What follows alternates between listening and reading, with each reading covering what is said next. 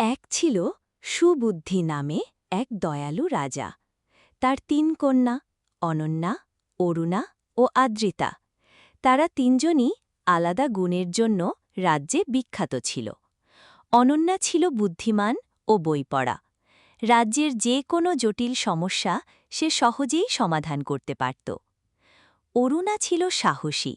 সে রাজ্যের মানুষদের নিরাপত্তা নিয়ে সব সময় ভাবত। আর ছোট আদ্রিতা ছিল অত্যন্ত দয়ালু। পশু পাখি থেকে শুরু করে দরিদ্র মানুষ সবাই তার বন্ধু। একদিন রাজা ভাবলেন ভবিষ্যতে রাজ্য কোন কন্যার হাতে তুলে দেবেন। তিনি তিনজনকে একটি চ্যালেঞ্জ দিলেন। ১ সপ্তাহের মধ্যে এমন কিছু করে দেখাও যাতে রাজ্যবাসী উপকৃত হয়।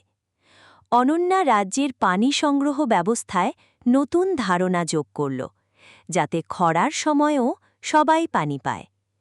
অরুণা রাজ্যের পুরনো সীমানা দেওয়াল মেরামত করে জনগণকে নিরাপদ করল। আর আদ্রিতা গ্রামের অসুস্থ শিশুদের যত্ন নেওয়ার জন্য একটি ছোট আশ্রয় কেন্দ্র তৈরি করল। সপ্তাহ শেষে রাজা বুঝলেন তিনজনের কাজই সমান মূল্যবান। তিনি ঘোষণা করলেন, রাজ্য চলবে তোমাদের তিনজনের মিলিত নেতৃত্বে, কারণ জ্ঞান, সাহস ও দয়া এই তিনটি একটি রাজ্যের ভিত্তি।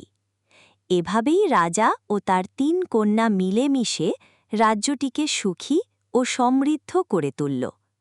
এরকম নতুন নতুন ভিডিও পেতে লাইক ও সাবস্ক্রাইব করো।